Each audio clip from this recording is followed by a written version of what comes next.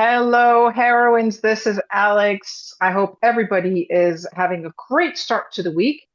And I am back with another interview. And I really wanted to bring Helen on because I think what she does is absolutely the coolest thing ever. So I wanted her to be able to share that gift with you. So, Helen, welcome. How are you? Yes, thank you. Hi, Alex. Hi, everybody. I'm Helen, and I am Dutch, living in the Caribbean, and yeah, now I'm here to tell you about what I'm doing. And it's so exciting. And Helen, I had never met anybody before that does what you do. And I just absolutely fell in love with you and your work. And I just found it. And See, that's Janie. Yeah, it's almost right. It's JaNee. Jannie. Okay. I Yeah, knew it's I Jan. should have said it differently with the J. Jannie. Yeah, but it was almost correct. I don't mind. You tried it. I did try. Thank you for being so generous, Jannie. How are Yeah. you? Yes, I'm fine. Yes, it's Monday and I like Mondays because then we have a whole new week ahead. Yeah, and a lot of opportunities to do things in a different way. So I'm gonna let you guys ping pong of each other. So Okay. who wants to tell us what you do and kind of how you got started? Okay, I will start because she came Okay, later. okay, Uh, uh, I am a teacher, a former teacher, and when I became a teacher, I noticed that there are children that are not that easy to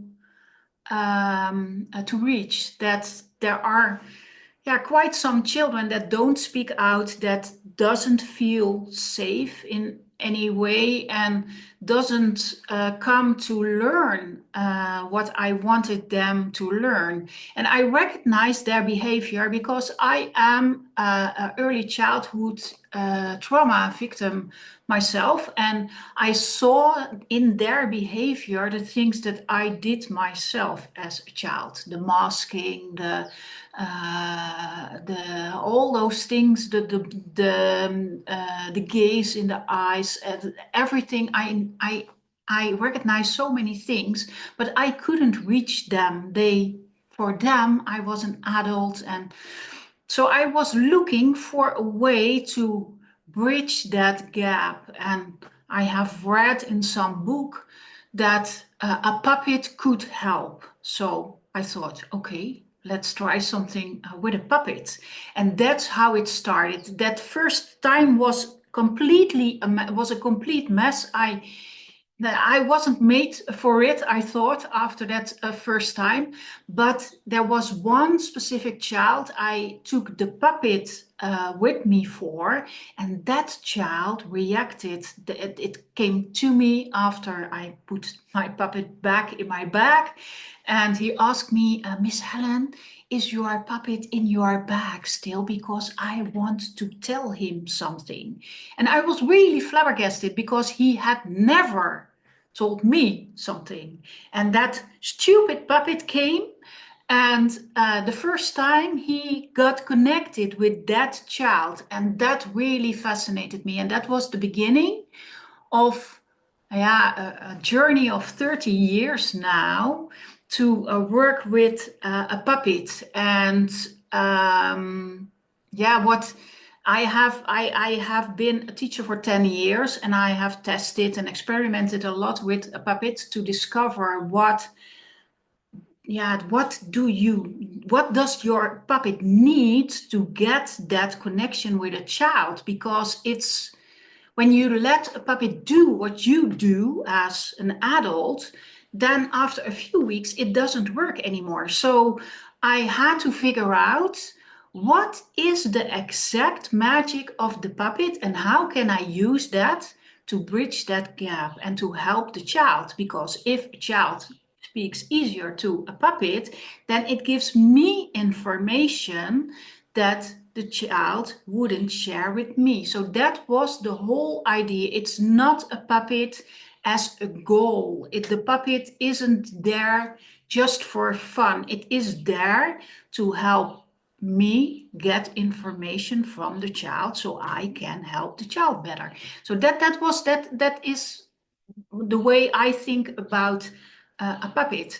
And after that 10 years, I decided to start my own business because there was so little known about the power of the puppet, about what I have seen in practice, that I thought I have to share this because this is really valuable and it could help a lot of people. So That's where I came in. So, Jannie, what is it like when you work with a kid? I really like talking with children. Yes, I am a very curious puppet, and I always want to know from a child, how are you doing today? What do you like? And what don't you like? And what happened? Yeah, so even if the child does something that she, as an adult, don't doesn't like, then I can ask, but why did you do that? I don't have an opinion about that. I don't have judgments. No, I only want to know, why did you do it? Because he is my friend or she is my friend. All the children are my friends.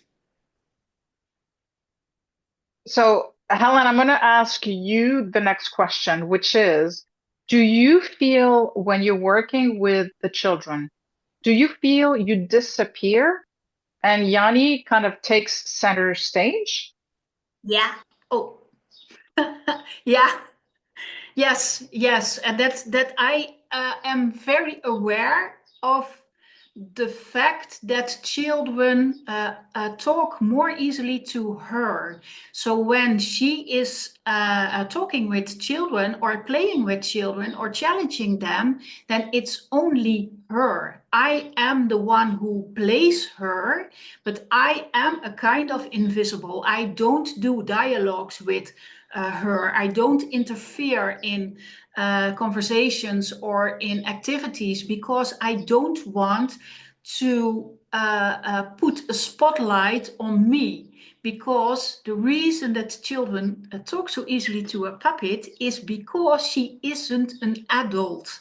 So if I, and that's something that a lot of adults do, and in teaching methods, in all kinds of programs where it's worked with puppets, there is a dialogue between you and the puppet. And I have noticed that children tell way more when you don't interfere. So that's what I'm not doing. No, no, I am with the child. Yes, I am with the child. Yes, and she is only playing me and she's listening. And So, because there is no dialogue, I can focus on what is happening between the child and the puppet. I can see all the signals. I can see how happy a child is or how sad a child is. I can watch the body language. I can focus completely on that, what's happening between the child and my puppet. Yeah, and I am a friend. so, um, Helen, you work with children, or Jannie works with children. How do you guys work with parents of the children? No, we work with You, parents, we work with adults, we don't work with children. We only work with children if there is a parent or a professional who says, there is a child or I have a child and I don't know how to reach it. And I don't know if a puppet can reach my child. Then we say, okay, let's try it. And then and then we do a session with the child to discover if the child is open for a puppet, and sometimes also to show the adult how we would reach out to the child. But we work with professionals and with parents. So are you kind of like a go-between? A go-between the parents?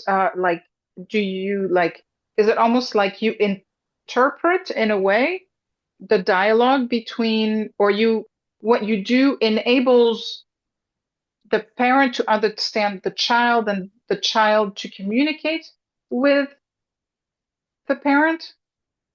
Yeah, what we do is teach parents and professionals the power of the puppet. What makes that children respond so easily to a puppet, and how can you facilitate the topics that you want to discuss with a child, or the activities you want to do with a child? How can you facilitate your puppet to let it take over your role? That is what we do. So we train parents and professionals how to use a puppet to bridge that gap, Okay, to do it that makes themselves. sense. And in that process, they discover that they start communicating with children in a whole different way, because what a puppet does is a puppet looks from a different perspective. An adult always looks from an adult perspective, but a puppet looks from the child's perspective. So, working with a puppet means that you get a better understanding of a child's world, because you learn to speak their language. Interesting, because it's true, they do have a different language, a different way of communicating. Yeah, yeah. So, And what happens then, for example, you are a parent and you have a child that doesn't really want to say what's on its mind, then with a puppet, you can learn how to reach your child in a different way. So, what we teach you is a different way of communicating with a child. And the best thing about that is that you reach your own inner child again, and that you really, really, really get a better connection with a child, with your child, with the child you work with. that's amazing because so we have, a lot of women in the group have children.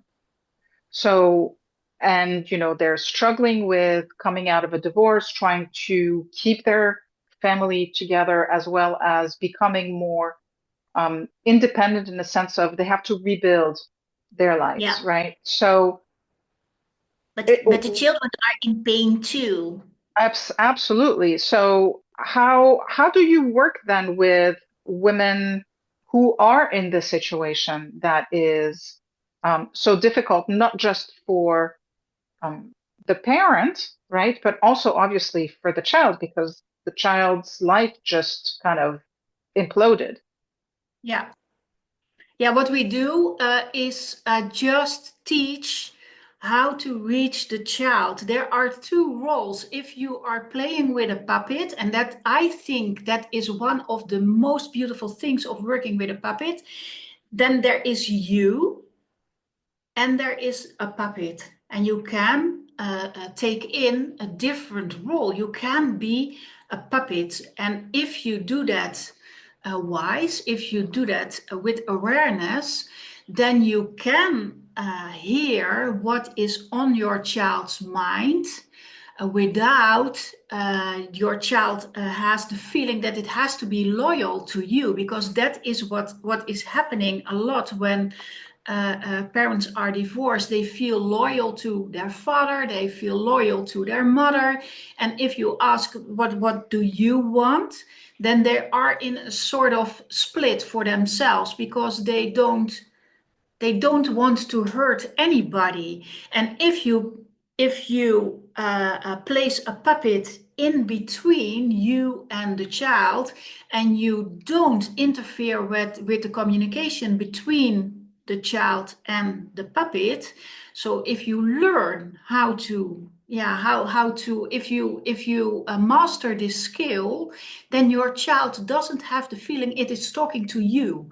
So then you get the information you need to help your child better, and you give your child the friend he needs to ventilate what is on his mind, because the pain that you see with your child is real, and your pain is real too. So you both need a third party that is safe enough, both for you and the child, to communicate in a different way. And a puppet can be that third party.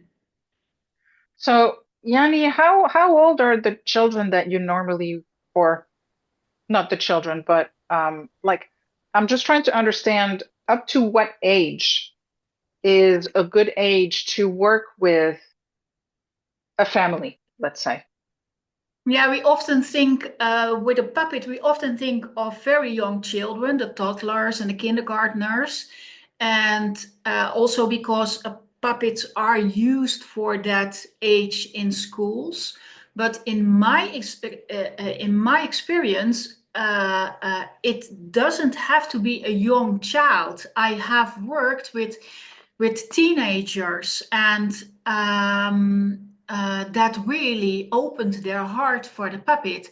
And because there is a difference if you work with a puppet in a group, if you go into a classroom in sixth grade or something, then probably children will find it childish and will not open up because of everything that is happening in a group. But if you have an individual child, then everything is different. And then you can create connections between a puppet and that 12-year-old or that 14-year-old. The only thing you have to do is Let the puppet be in his world. So the puppet doesn't have to be childish. No, with a 12-year-old, we talk about television programs that they see on television, or computer games, or we ask advice what kind of smartphone we have to buy. So that are the topics. So that is when you're working with a puppet, you are connecting a puppet with the world of experience of the child. So that is always leading. And that also means that it is never the same, because every child is different. So it always starts with what a kind of child is this, and what are the things that makes this child really happy? What are the topics he wants to talk about? So that's where I always start. I always start with, "Hi, how are you? And what do you like? Okay, And who are your friends? And what do you like to play? okay, And how's okay, school? Do you like it?"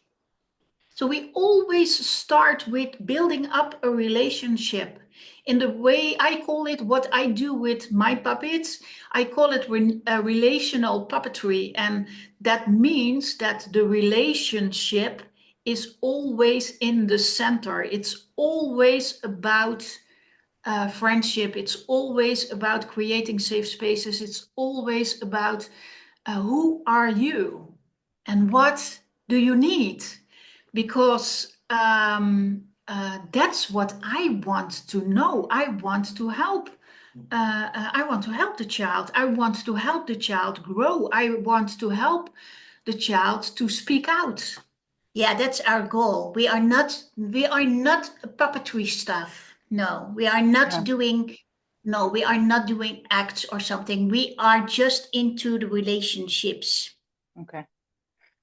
So I hear two things. I hear um, safe spaces, and I hear no judgment. Yeah, in Okay, question. And curiosity is another thing. We don't know the child. When we start working with a child, that also was something I noticed in my classroom. As a teacher, I knew a lot of things about the children, but when a puppet comes in, he can ask all kinds of questions because the puppet doesn't know. No, the kid. So that is there are three things in the character in the character of the puppet. He doesn't judge, he doesn't know, so he has to ask questions. And the third one is He doesn't offer solutions. so it's not an I know it all, and it's not he doesn't want to solve things. He only wants to hear from the child What's going on? And what is your next step? What are your plans now? So we are creating some kind of a, we want to think together, we want to work together, and we want to give the child the feeling we did this together, or you came up with a solution yourself. Yeah, it's like a partnership then between the Yeah. puppet and the child. Yeah, and that same partnership is between her and me. Yeah. That's also when I talk about my courses, when I talk about relational puppetry, I always say you have to become a team with your puppet. Yeah, we are one together. Okay. She makes me stronger, and I am nothing without her. Okay. So how many puppets do you have? Yeah, she has a lot, but she mostly plays with me. Yeah, I am a special one. Okay. Very cool. So I'm going to let one of you answer this question. Any words of advice that you would give to a parent who has gone through divorce and who wants to help their child deal with their emotions in a healthy way? What we should do? Yeah, what would you recommend? Yeah, if you really have the feeling that you can't get through your child, then I definitely would try something with a puppet, and that doesn't have to be a puppet like this right away. You can just go to your sock drawer, find a sock, and yeah, try if this opens up something. And if that makes communicating with your child more playful, because in a lot of cases, your child needs to have the feeling that it can be, it's completely okay, whatever he says. So I really would try to create a third party in the conversation, and create a safe third. Yeah, and a puppet can be like that, but you can do that with a sock. We have started with a sock. You've graduated since. Yeah, I'm upgraded. Yeah, that's Yeah, a I'm the big upgraded version. upgrade. Yeah. Yeah, but I didn't start with a puppet like this. I really enjoy this puppet, this kind of puppets. But I just started with a puppet show puppet, something I made Okay. myself. And after that, sock puppets. And if you ask me now, what is the best puppet to start with? Yeah, then I always say use a sock puppet, because it is an easy and a cheap a way to get started with a puppet. And if you want to get started, if I am inspiring you, then I warmly invite you to my YouTube channel, because and to my mini course. I have a free mini course just to take some knowledge to you, and to get started, to try something out, because it isn't rocket science. You don't need to have Hollywood qualities to connect. It's just about creating a connection. And children don't expect you to be perfect. No, they just want a friend. Yeah, and what I see a lot in practice is that a lot of people are struggling with I have to do it right, or I have to have that technique first. And I know from experience that that isn't true. A child wants a friend, and we all can provide a child a friend. And all the skills that are helpful to learn to get more out of that conversation and to get more out of that connection and to help your child more in learning the things you want him to learn. That are all skills that are not about playing technique, they are all about communication. Yeah, and we can teach you that. Yeah. Yeah, you And can be like, presence. yeah, presence, focus, attention, and in a lot of cases to slow down. We have the tendency to want so many things and to hurry a lot of things. And for a lot of children, it helps when things are slowing down. yeah, more words, more things to focus on, more things to see and to look at. So we have a communication style. We call it The Babble style, yeah, or the chit chat method. And that's what I do. I am always babbling. Yeah, I'm always babbling. And if a child doesn't respond, I babble, I babble, I babble. And there comes a point that the child answers because I keep babbling and I don't give the other the feeling that they have to respond. And because I don't give them the feeling, they respond. That's how it works. And that is something that I had to discover. If I try to script things and if I try to uh, uh, um, if I try to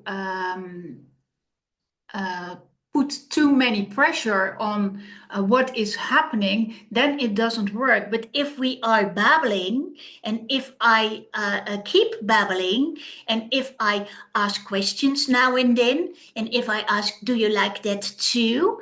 Then there is a conversation. Then the conversation starts, and that makes me safe. So this way of communicating, that is the main focus of all our programs. It's all about, yeah, how can you lower the thresholds for children, and how can you do that with all the topics you want to discuss?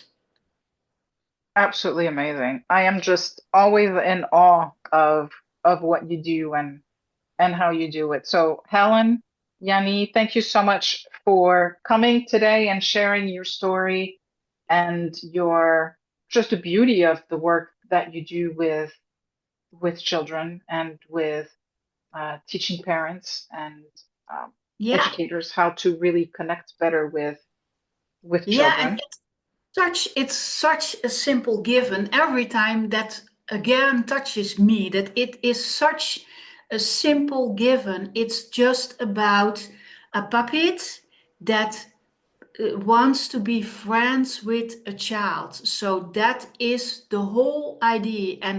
And from that friendship, everything else is growing and glowing and thriving. So, but the main idea is let a puppet be a friend of a child. And then the magic happens. yeah. Very cool. Helen, thank you so much. Heroines, we are going to put Helen's information in the comments below the interview. So if you want to reach out to learn more, ask questions, whatever the case may be, feel free to reach out to Helen. I know she'll be more than happy to answer any questions. And maybe Yes, Jannie will also throw her yes, 2 cents in there. So yeah. Helen, Jannie, thank you so much for being here with us. Fairwinds, I wish you a great afternoon and we will talk to you again very soon. Thanks, everyone. Bye. Bye. Bye.